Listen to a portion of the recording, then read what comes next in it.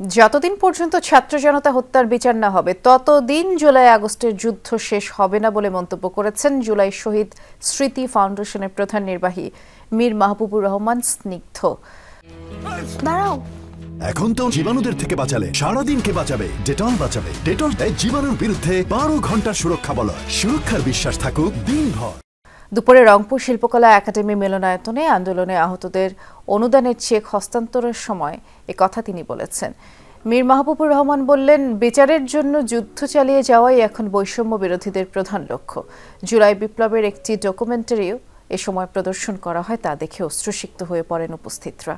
পরে রংপুর জেলার তালিকাভুক্ত 222 জন আহতদের মধ্যে 172 জনকে 1 লাখ টাকা করে অনুদানের চেক বিতরণ করা হয়।